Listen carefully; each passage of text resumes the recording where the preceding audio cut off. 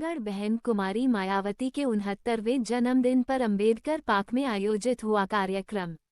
आजमगढ़ के अंबेडकर पार्क में बहन कुमारी मायावती का जन्म दिवस बड़े ही धूमधाम के साथ मनाया गया, जिसमें आजमगढ़ के विभिन्न क्षेत्रों से आए हुए बसपा समर्थकों व कार्यकर्ताओं ने भारी संख्या में अंबेडकर पार्क में पहुंचकर बहुजन समाज की एकता और अखंडता का संदेश दिया। वह सर्वप्रथम कार्यक्रम की शुरुआत मुख्य अतिथि हरिश्चंद्र गौतम के द्वारा बाबा साहेब भीमराव अंबेडकर व मान्यवर साहब काशीराम के प्रतिमा पर पुष्पांजलि अर्पित कर शुरू किया गया। इसी क्रम में आजमगढ़ के विभिन्न क्षेत्रों से आए हुए बसपा के पदाधिकारी व कार्यकर्ताओं ने भी बहन कुमारी मायावती के जन्म दिवस पर मिशन को आगे बढ़ाने का संकल्प लिया। तमाम लोगों ने भी अंबेडकर पार्क में बाबा साहब और काशीराम साहब की प्रतिमा पर पुष्पांजलि अर्पित करते हुए बाबा साहेब के मिशन को आगे बढ़ने का प्रण लिया। वहीं उन्होंने कहा कि बाबा साहेब की विचारधारा पर बहुजन समाज पार्टी कार्य कर रही है, जिसकी मुखिया बसपा सुप्रीमो बहन मायावती का 69वां जन्म दिवस मनाने के लिए लोग अंबेडकर पार्क में हजारों की संख्या में पहुंचे और इस मौके पर सांस्कृतिक कार्यक्रम के साथ ही वक्ताओं ने अपने अपने विचार रखे। वह मीडिया से बातचीत करते हुए पूर्व सांसद डॉक्टर बलराम ने कहा कि 2027 के चुनाव को लेकर आज बहन जी का जन्मदिन से ही चुनाव जीतने की रणनीति पर काम शुरू हो चुका है और हम लोग 2027 के विधानसभा चुनाव में बहन जी को मुख्यमंत्री बनाने का कार्य करेंगे। इस मौके पर बस सभी कार्यकर्ताओं बहुजन समाज पार्टी के पदाधिकारियों ने केक काटकर जन्म दिवस की शुभकामनाएं देते हुए 2027 में बहुजन समाज पार्टी की पूर्ण बहुमत की सरकार बनाने के बात कही। इस मौके पर जिला अध्यक्ष अरविंद कुमार, वरिष्ठ नेता शंकर यादव, जगदीश गुप्ता, पूर्व लोकसभा के अध्यक्षता अरुण पाठक ने किया। सर, आज बहन जी का बर्थडे है, क्या कहेंगे इस उपलक्ष्य में? देखिए, आज माननीय बहन कुमारी मायावती जी का जन्मदिन है। इस जन्मदिन के मौके पर हम लोग कोई न कोई हमेशा संकल्प लेते हैं।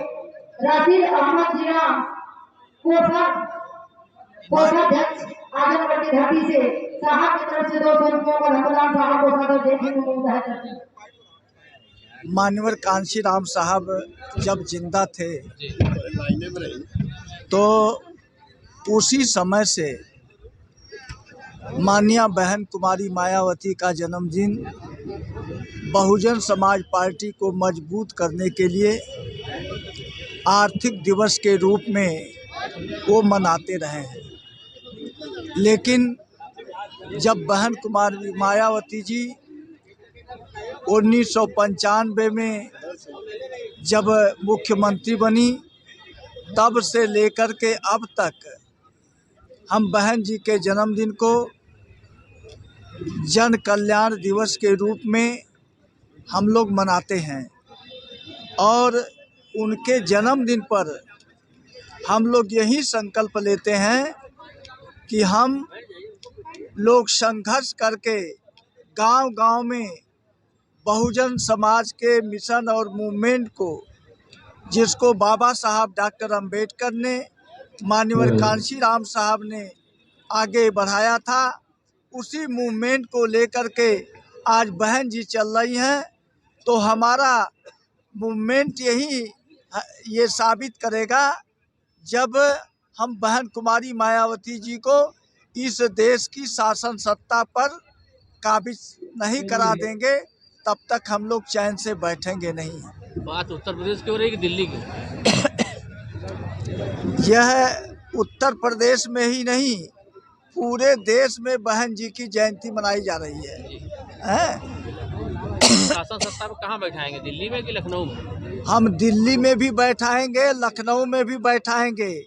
आज लोग बहुजन समाज पार्टी को बहुत कमजोर मान रहे हैं, लेकिन मैं ये कहना चाह रहा हूँ कि आज भी बहुजन समाज पार्टी की ताकत, जितनी भी इस देश में राजनीतिक पार्टियां हैं, वो सबसे मजबूत इनके पास ताकत है।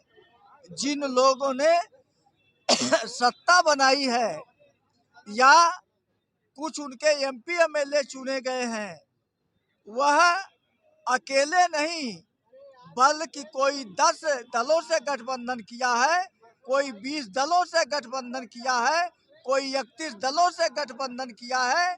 लेकिन बहुजन समाज पार्टी अकेले अपने बलबूते पर ये चुनाव लड़ करके वह बहुत ज़्यादा से ज़्यादा उन्होंने बहुमत हासिल किया है। 27 में बहन जी फिर से मुख्यमंत्री बनेगी? एकदम बिल्कुल।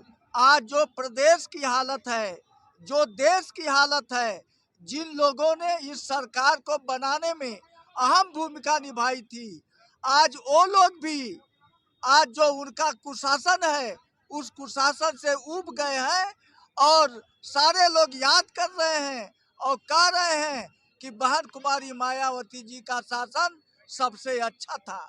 बहन जी के शासन में कानून व्यवस्था चुस्त और दुरुस्त थी। बहन जी के शासन में विकास का कार्य हो रहा था। बहन जी के शासन में बेरोजगारों को रोजगार मिल रहा था।